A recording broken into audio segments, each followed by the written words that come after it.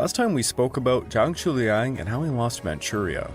In September 1931, the Mukden Incident ignited conflict in Manchuria as Japan executed a false flag attack, prompting a swift assault on the Petayang barracks. Zhang Shiliang, urged by Chiang Kai-shek, chose not to resist, fearing a full-scale war. The Japanese invasion revealed deep political divisions in Manchuria, with some officials defecting, others sabotaging, and a few fought back. Amidst the chaos, Zhang Shiliang sought to unify his forces, but rivalries and external threats complicated his efforts, setting the stage for a prolonged conflict. In post-1929 Manchuria, nationalist activists had joined the KMT, including Yan Baohang and his friends, who attended a 1931 conference in Nanjing. They aimed to resist Japanese influence while navigating local elite tensions and economic struggles. As Zhang Shiliang rose to power, he sought to reform, but faced distrust and challenges, including high military spending and devastating depression. By 1931, Japanese aggression loomed, culminating in a coup that threatened the fragile nationalist aspirations in the region. This episode is Gokokujo and Collaborators.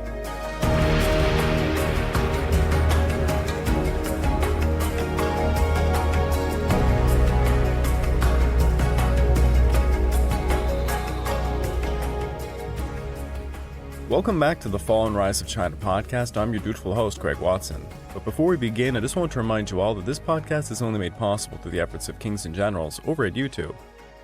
Perhaps you want to learn a bit more about the history of Asia? Kings and Generals has an assortment of episodes on the history of Asia and so much more, so go give them a look over at YouTube. So please subscribe to Kings and Generals over at YouTube and help us produce this content by checking out www.patreon.com/kingsandgenerals. And hey, don't forget about our sister podcast over at the Pacific War Week by Week podcast, written and narrated by me. And if after all that, if you're still hungry for some more history, why don't you check out my personal channel, the Pacific War channel found over at YouTube, and Echoes of War found on all major podcast platforms.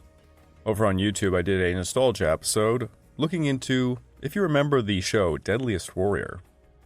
As for Echoes of War, I did a 4-part series covering who were the best and worst generals, admirals, and air commanders of World War II. If you want to further support me, please check out my YouTube membership or my Patreon account at www.patreon.com/thepacificwarchannel. By joining either, you get access to the exclusive podcast series, early access to all the content I make, and voting rights for the subjects I will tackle next.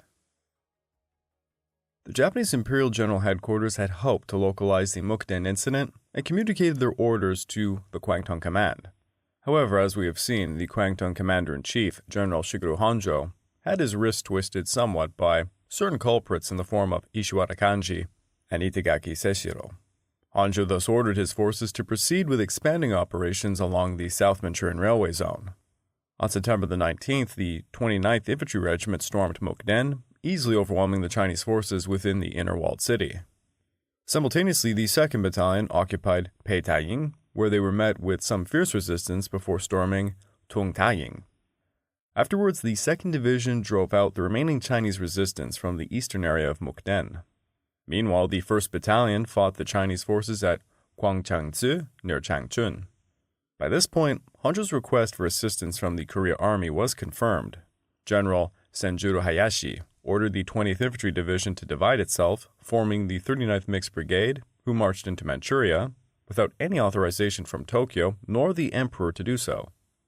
By the end of the 19th, the Japanese had seized Liaoyang, Shenyang, Yingkou, Dandong, Fushan, Jiangchun, and Jilin. On the 20th, Wan Chuqiang, the commander of the Chinese Second Army, ordered a withdrawal of the 44th and the 643rd Regiments stationed at Daqing to head for Tianjin. On the 21st, the Japanese took Jilin City. By the 23rd, they captured Jiaohu, Donghua, both in Jilin. On the 26th, the governor of Jilin, Zhang Shiliang, was not there at the time.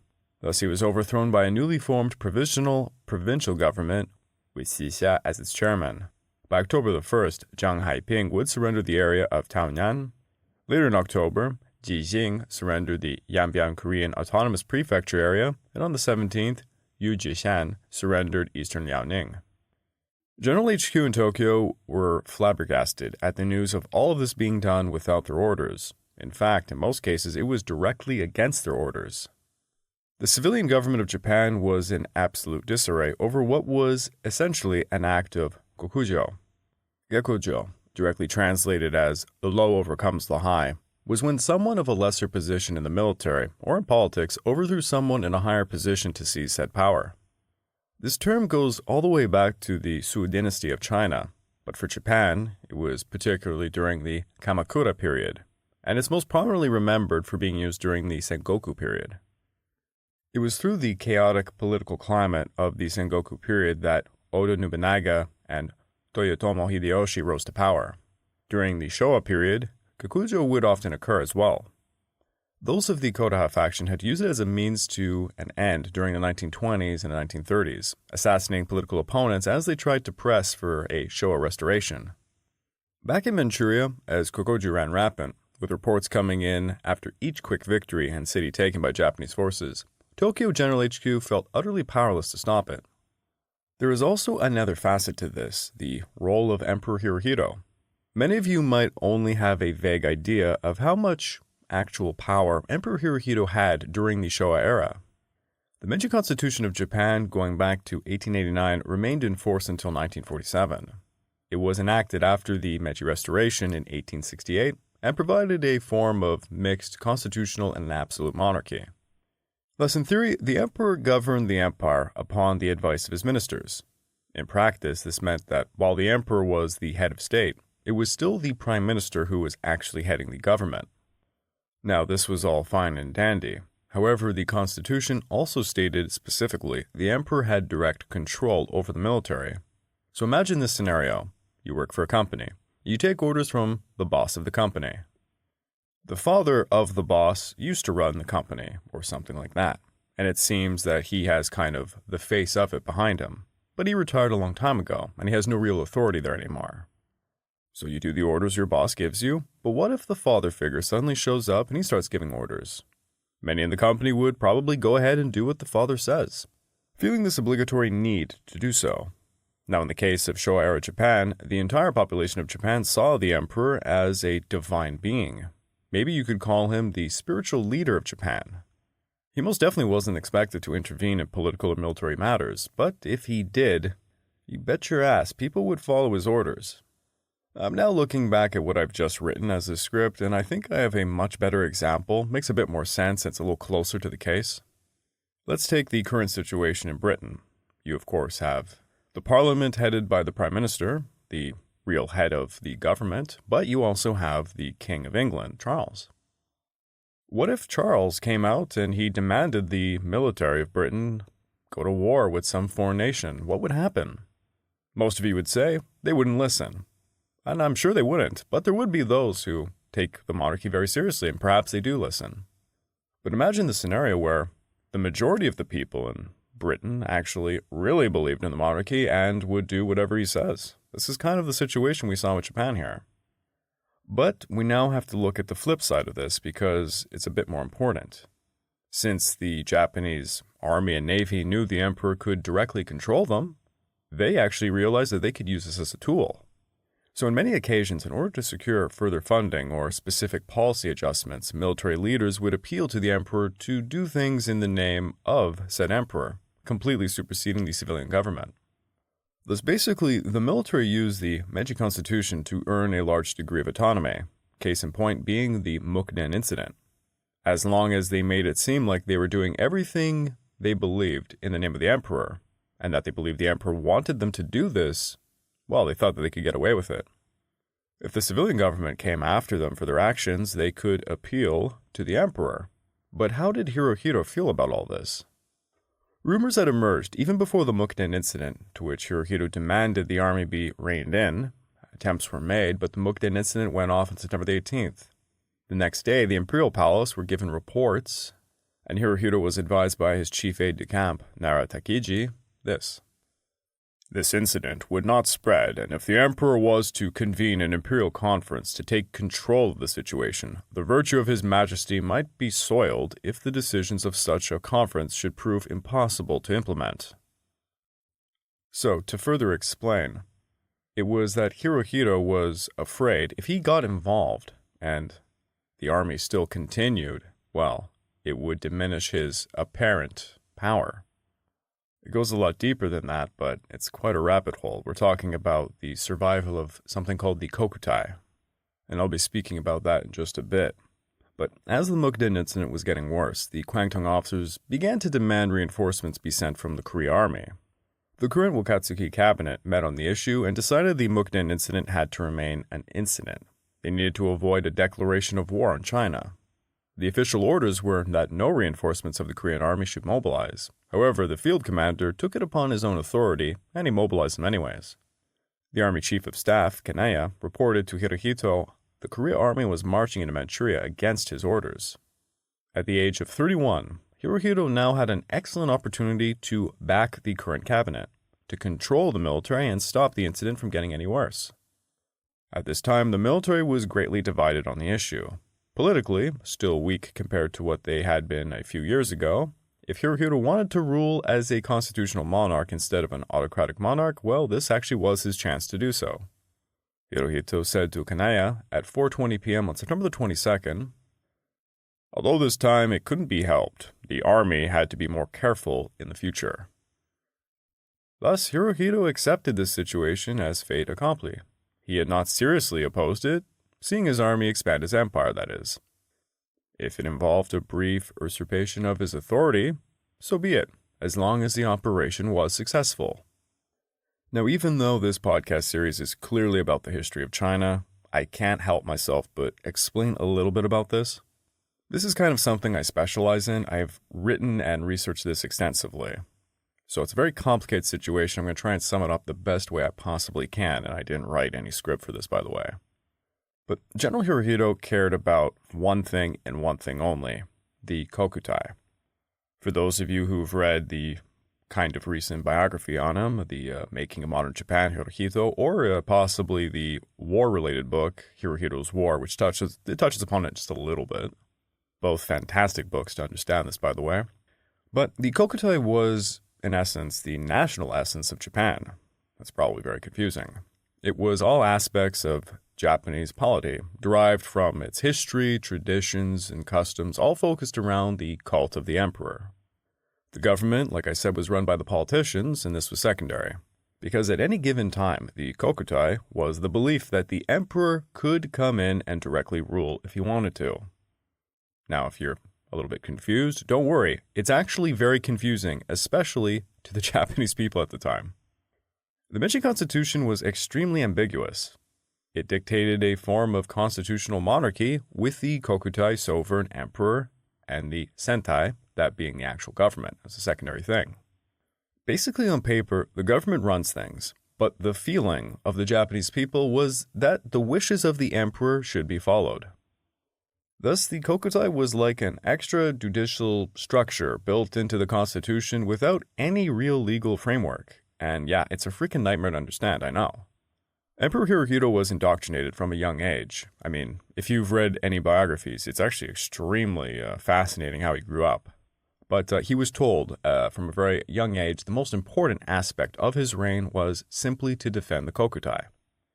This is actually why Hirohito took so long to finally intervene during World War II and call for Japan's surrender. And for those curious, Hirohito was so much more involved in World War II than people had been led to believe. It was only recently, actually in 1990, when he had died, that certain notes had come out from people around him that actually illuminated the matter, let's say. But I have gone far too far down this rabbit hole. If you are really interested on this subject, I actually made a specific episode. I think it was a two-part. Actually, yeah, it was a two-parter on the crimes of Emperor Hirohito. You can find it on my YouTube membership or my Patreon account, and I do recommend it. It's one of my better ones because it's a subject I honestly know thoroughly. And if I remember correctly, I have like 3 pages dedicated to me just explaining what the kokutai is. So yeah, if you want to understand it even more, and my God, it's a very confusing term, well, go check it out. Back to the story at hand. The weeks following the Mukden Incident were marked by wide-scale cooperation between local Chinese leaders and Japanese invaders. In many places, there was, of course, valiant resistance by Chinese forces, but it was not centrally coordinated, and honestly, it amounted to little. The Kwangtung army, despite being vastly outnumbered, was highly trained and highly mechanized in comparison to the Chinese. The Kwangtung army had very few troops to conquer over 350,000 square miles, populated by over 30 million Chinese, however. Prior to 1931, the Kwangtung Army numbered just 10,000, but by late 1931, this would increase to 65,000, and by 1933, 140,000. Yet during the initial invasion, the army's behavior was heavily affected by the actions of the Chinese, or in many cases, their inability to act. The only way Japan was going to do what they wanted to do was to encourage the cooperation amongst the Chinese elites of Manchuria, typically at the provincial and local levels. This meant showering them with extravagant new positions in the new regime, promoting a policy of non-resistance and targeting prominent members of Zhang Shiliang's regime who were expected to oppose Kwangtung rule. When the Mukden Incident broke out, Zhang Shiliang was in Beiping acting in his new capacity as the North China garrison commander. On the night of September the 18th, Zhang Shiliang was enjoying an opera performance by the famous singer Mei Langfang. His deputies also happened to be away from Shenyang at the time. Wan Fulin was in Beiping, and Zhang Zozhang was attending his father's funeral in Jinzhou. Within their absence, the most senior provincial commanders were quickly pounced upon by the Kwangtung operatives who secured their cooperation. Within Shenyang, the Eastern Borders Garrison Commander, Yu Jishan, and Xixia, the acting provincial forces commander of Changchun, both immediately defected to the Japanese.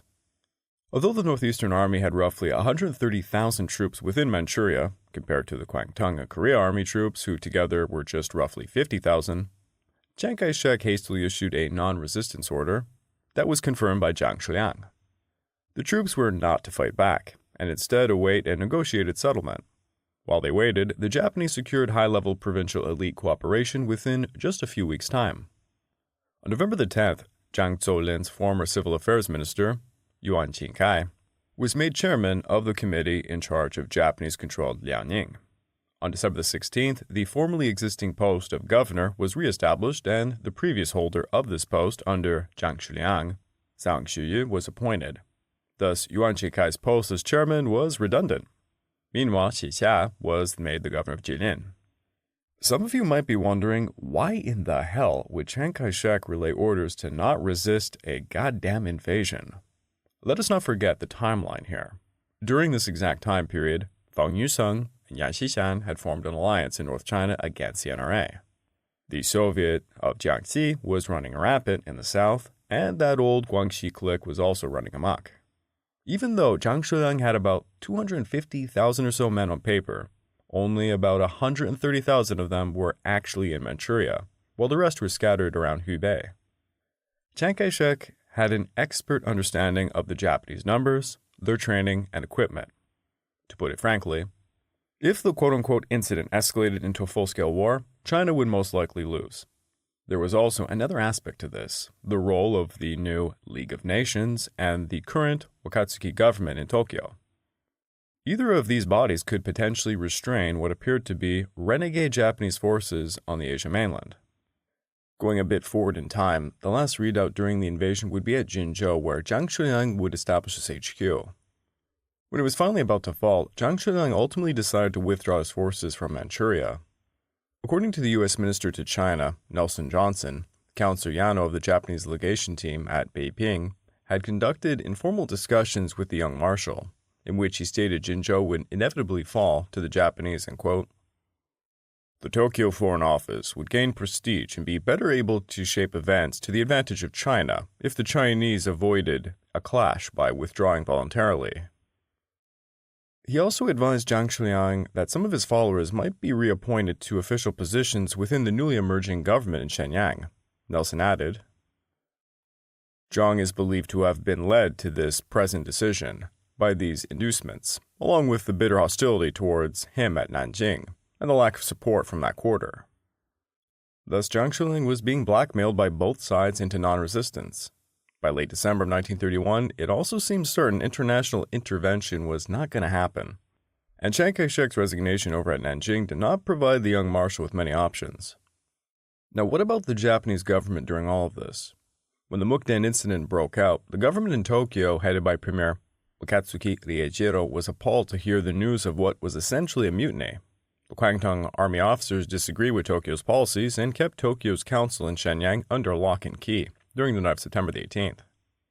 If there had been more significant resistance to the invasion, Tokyo probably would have ordered the Kwangtung army to withdraw. Without the co-option of many Chinese elites, the Kwangtung army would have most likely not succeeded in taking all of Manchuria.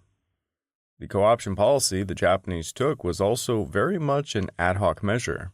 There had been elements within the IJA who had been working overtime to persuade cooperation with local power holders as part of the strategy.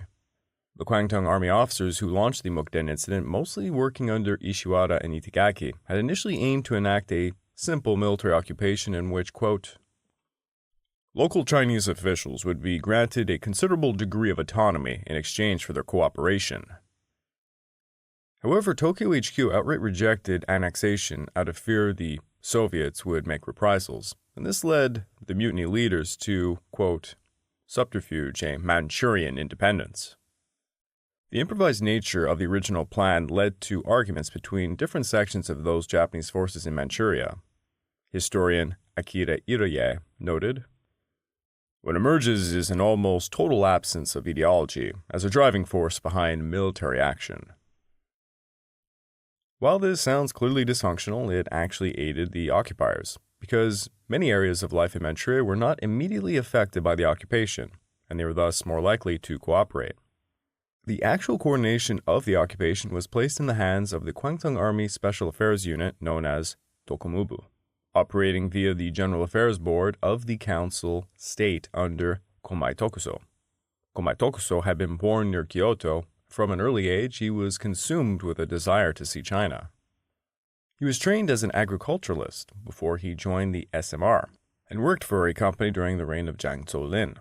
He became acquainted with the old tiger, and he debated with him and other prominent leaders on questions such as Mongol land rights and Guo Songling's rebellion.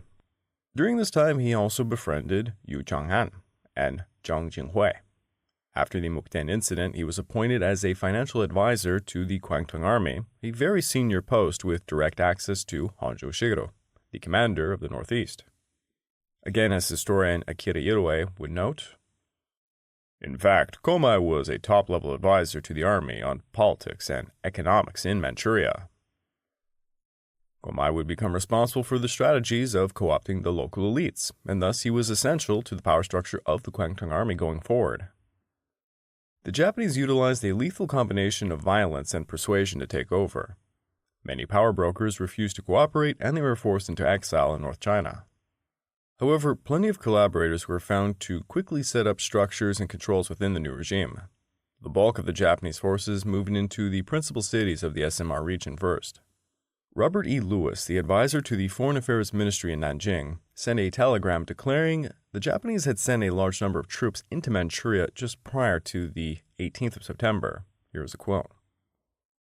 On Friday night, September the 18th, the Japanese army sent from Korea into Manchuria through Antong 7 army railway trains fully loaded with soldiers. On Saturday night, September the 19th, Japanese army sent 4 additional trains loaded with soldiers into Manchuria at the same point. Japanese occupied every Chinese public office in Antong except the customs house, which has Europeans in it. Also placed guard over Chinese customs superintendent to prevent his free action. The Japanese arrested superintendent of schools and forbade the teaching of Dr. Sun Yat-sen's principles. Japanese army occupied Kiren, 79 miles east of the South Manchurian Railway Zone, on September the 19th. They seized and held the telegraph office, telephone office, wireless station, provincial arsenal waterworks plant, Bank of China, Jianin Provincial Bank, police headquarters, and subdivisions of the Kuomintang, party headquarters, and all other public offices. Search and seizure was conducted of non-military population. Troops and military cadets were disarmed when captured, and the arms and munitions of the Chinese arsenal were removed by Japanese, including modern rifles, field guns, heavy guns, and military motor tracks. The capture of Shenyang had only taken a single day. The Japanese military, their Chinese military collaborators, and the local media all coordinated efforts to persuade the people to continue as if life was normal. Many businesses closed down temporarily within the first days, worried about a breakdown of the social order or Japanese attacks. But a week after the initial occupation, reports came to the Chambers of Agriculture and Commerce in Shenyang that businesses were all operating normally again. Public order was restored. On the second day of the occupation, the Kwangtung installed Colonel Tohara Kenshi as the new mayor of Shenyang. Yes, that psychopath became mayor. However, by October the 20th, the mayorship would be handed over to Jiao Xinbo, who at that point became the legal advisor to the Kwangtung army. The capture of Changchun took a bit longer than Shenyang. On September the 23rd, the Japanese demanded of Jilin-based forces they surrender. Their acting commander, Xia, agreed to the demands so that, in his words, the province fortunately was able to escape the horrors of war. However, there were some troops looking to resist. In some ensuing clashes, 200 Chinese soldiers and around 10 civilians were killed in combat, one eyewitness reported. At 4 p.m. on the 23rd, the Japanese army made strong use of their armaments, causing Xia concern. So that afternoon, he met the Japanese commander, Tamon, and he said that the present situation was serious. Only he himself could take responsibility for removing the Jilin army's weapons. As a result, at 2 p.m. the next day, they handed over 1,200 rifles, 11 machine guns, and 6 mortars. Afterwards, the city police were given permission to maintain public order, though they clearly were working under the Japanese. On September the 24th, Xia announced to the provincial assembly that the Chamber of Commerce of the old government was dissolved, and that he would be leading the new Jilin governor's office. He also added that there would be no maintenance committees, and that he would exercise complete control going forward. Of course, that was bullshit. He was nothing more than a Japanese puppet, taking direct orders from the Kwangtung army. Despite all of this, Jilin would not be fully dominated for several months. Northern Jilin was in the control of some rebel forces based out of Bin County. The Japanese occupation led to the removal of the Northeastern Government Affairs Council, the structure Zhang Shiliang used to nominally control the region. The Japanese did not seek to create a new cross-provincial authority until it seemed there existed popular demand for an independent state. While in the interim, the policy was to establish provincial authorities headed by prominent Chinese figures secretly under Japanese control. Within Fangtian, the authority was originally only there to maintain public order, but by December, it was declared to be a fully provincial government. Within Jilin, Xia declared an independent provincial government from the very start. Within the special zone, Jiang Jinghui declared autonomy, but still stayed in contact with Zhang Shiliang for several months, fence-sitting as it were. At the provincial level, Zhang Shiliang had never really controlled Manchuria. It was honestly in the hands of his subordinates, many of whom already had very close ties to the Japanese. For example, Yu Changhan, a former foreign minister under Zhang Zuolin for many years, received a regular retainer as an advisor to the Kwangtung army. He was retired in Yangyuan when the Mukden Incident occurred, and by November he was persuaded to return to Shenyang and form a pro-Japanese statement. As far as Yu Changhan was concerned, Zhang Shiliang squandered the regional assets on expanding their armies in a futile quest for national supremacy through military conquest. The Japanese also made it apparent to various interest groups that cooperation with them would be advantageous. So let us take, for example, the Imperial Restorationists. Yes, they still existed. One was Zhang Shaoshi, who became the first Manchu prime minister. People such as him were persuaded by the prospect of restoring the Qing dynasty, as batshit crazy as that sounds. There was also White Russians in Harbin, persuaded they would be protected from the KMT hooligans who had been assaulting them as of late. In general, a huge motivation for regional military leaders to collaborate was to minimize the effect that the Japanese occupation would impose on their spheres of influence. I mean, let's be honest, if your choice was to collaborate and maintain some autonomy over your little slice of Manchuria, or to go into exile in North China, well, what would you choose? Many who opted to collaborate retained the same roles they had before the Mukden Incident. Zhang Shiliang, who was acting governor of Liaoning prior, became the governor of Fangtian province. Jiang Jinghui, who was the commander of the Harbin Special Zone, he just kept doing so. Xia, who was the deputy governor of Jilin, since his superior, Zhang Zuoxiang, was exiled to Jinzhou, he simply succeeded him.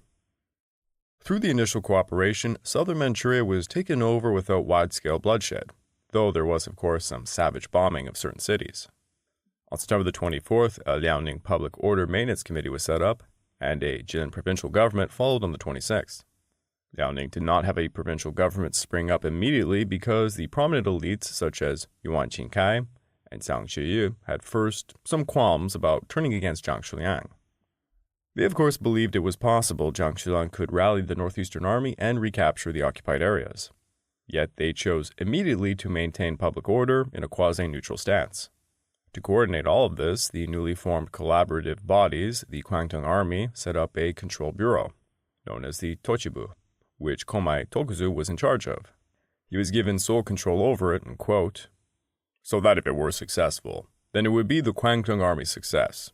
But if by some chance it should fail, then Komai alone could take the responsibility." By far and large, the Japanese wanted a cross-provincial administrative structure to appear organically, created by the Manchurian elites. Therefore, during the initial phase of the occupation, the Japanese exercised control through the medium of public order maintenance committees, which had long been the tradition in Manchuria to form organizations to deal with local social issues such as policing, firefighting, and so forth. Yuan Jingkai, the former chief secretary for military and civil affairs and governor of Fangtian, was now appointed by the Kwangtung Army to lead their newly established Public Order Maintenance Committee. The committee's stated purpose was to, quote, "uphold local order and ensure that finance and business operated normally, as well as to establish police and military forces responsible for maintaining public order."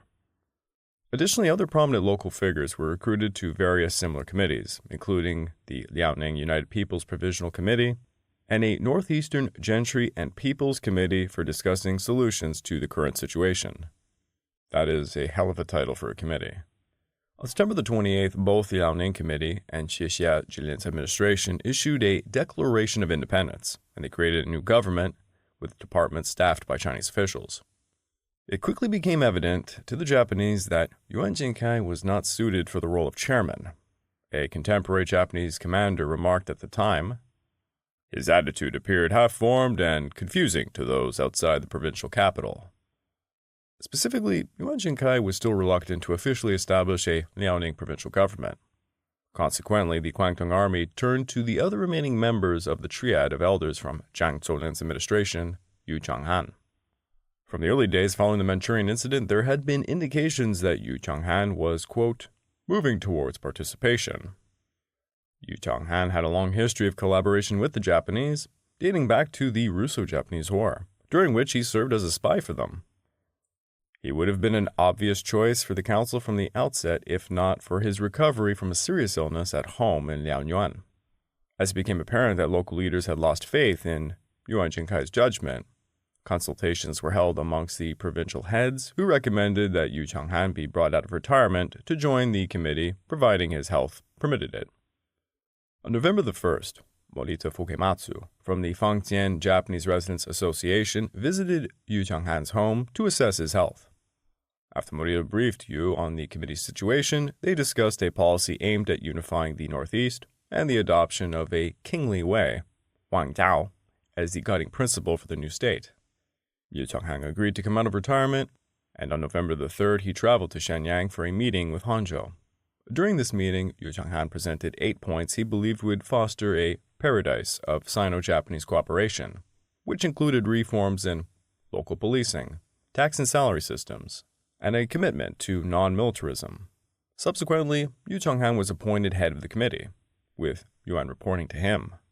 By the end of 1931, committee members who had previously hesitated to declare an autonomous government due to concerns that Zhang Shiliang might actually launch an attack and reclaim the Northeast were convinced to support the idea separating from Nanjing's authority. Well, Zhang Shiliang would try to face the Japanese with his Northeastern Army, and it would not only be him. Other figures would emerge to lead resistance efforts against the Japanese, trying to claw back Manchuria from the Empire of the Rising Sun. I would like to take this time to remind all of you that this podcast is only made possible through the efforts of Kings and Generals over at YouTube. Please go subscribe to Kings and Generals over at YouTube and continue to help produce this content by checking out www.patreon.com/kingsandgenerals. And hey, don't forget about our sister podcast over at the Pacific War Week by Week podcast, written and narrated by me. And if after all that, if you're still hungry for some more history, why don't you check out my personal channel, the Pacific War Channel, or Echoes of War, my newly titled podcast on all major podcast platforms. If you're looking for something less serious and much more comedic, might I suggest checking out my little mini-series called Politically Incorrect History. Over there, me and a few friends literally get drunk and just talk about some historic subject. And it gets out of hand real quick. We did an episode on the French-Indian War, and my god, that was a rabbit hole. Also, if you'd like to further support me, please check out my YouTube membership or my Patreon account at www.patreon.com/thepacificwarchannel. By joining either, you get access to the exclusive podcast, early access to all the content I make, and voting rights for the subjects I will tackle next. Yes, thus far the episodes have been awfully heavy on the politics, the schemes, and the dynamics of how Manchuria was invaded. Some of you must be clamoring for the exciting battles. And for the next few episodes, that's exactly what we're going to be jumping into, so don't worry. For the fight for Manchuria has only just begun.